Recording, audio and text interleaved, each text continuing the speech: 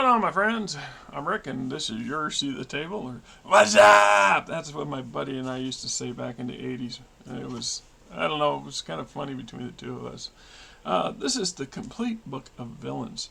Once again, put yourself in your younger self, or your older hats, just think back when things were newer and our expanding understanding of how things were supposed to be and how things worked historically and in the real living world that we were inhabiting, we had to learn stuff and understand things. So when I started developing as an early game master, a dungeon master back in the really early 80s, I was based off of the sci-fi and fantasy novels that I had read prior to starting to play the game and while playing the game. So Lord of the Rings was heavily on my mind because I read it a lot back then, just like I read Star Wars a lot. So there was my my two foci for my understanding how things should be. And sometimes that can be very limited because you start to see the bad guys, for example, in a fixed light. A bad guy should always be Darth Vader, right?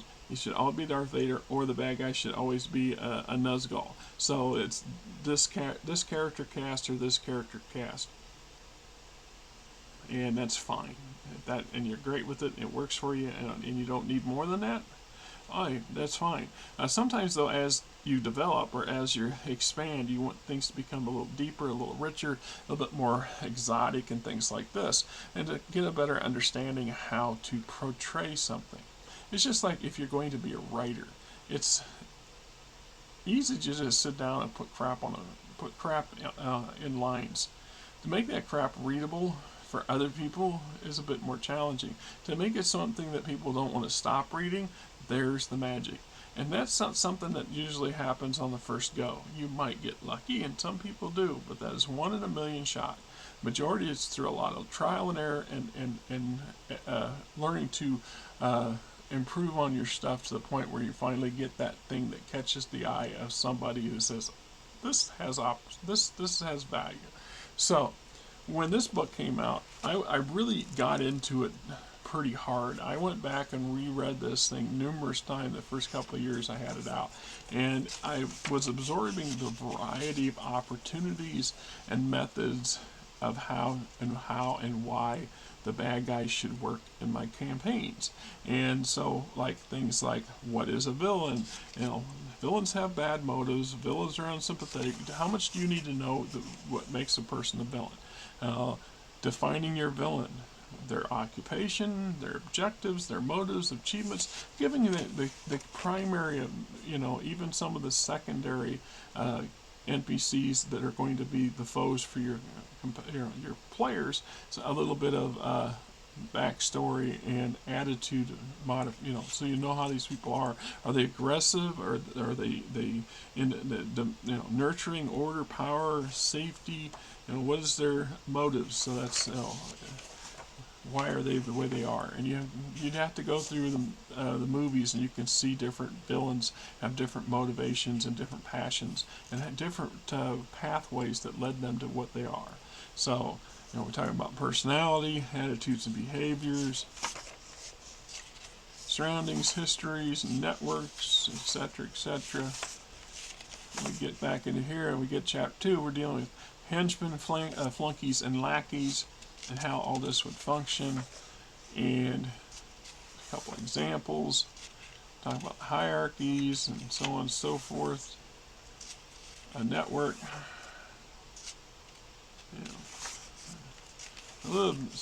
some dry stuff in here, but it really as a foundation for understanding how certain things like building a good rogues network or something would come about, is to have this kind of crunch. And it's stuff like this also that a lot of people just yawned and threw away or scratched their head and said, I don't know why and I would have any value in it. So we got time and space matrices, how that goes in. Third options, entering villains, role-playing your villain, monsters into villains, villains versus monsters, how they differ. Eh. Yeah, and there's an example. One is a Medusa who basically discovers she likes art, she likes making money, so she has a caravan that's pretty, I guess, is pretty wealthy, and she sells exquisite art from the deeps of the Druid dwarves or something, when that's in reality it's her handiwork. Monsters as henchmen, keeping track of your villains, good recurring villain. That was something that it took me a minute to understand or catch into that I was missing out, that it's like having absolute combat. I do not believe most semi-intelligent things like a pack of goblins are going to fight to the death unless they're cornered and they have no other choice. And the very nature of goblins, being cowardly as they are, suggests that they would even attempt to surrender. You couldn't trust them, but they would attempt to surrender to avoid dying. So if they have a way to flee, then they should flee. But that doesn't mean that same group can't come back later and try again, bringing some firepower with them, looking for some revenge and some payback, and that can add to some dramatic flair to your game and your campaign by having those reoccurring bad guys be, as long as you don't overdo it. I mean, that happens too. I can think of a couple cartoon series and a couple TV series where the bad guys were in almost every episode. You're like, shouldn't be that way. Faceless villains as bureaucrats, etc., etc. It goes on, man. Nature, public opinion, it is definitely a study guide. This is the kind of book that you buy if you really, as a game master, are wanting to get a really good, solid education in everything it takes to be a really good dungeon master, a game master, at least in your opinion. This is one of those books. If this is for just general ideas, it's not a bad book either.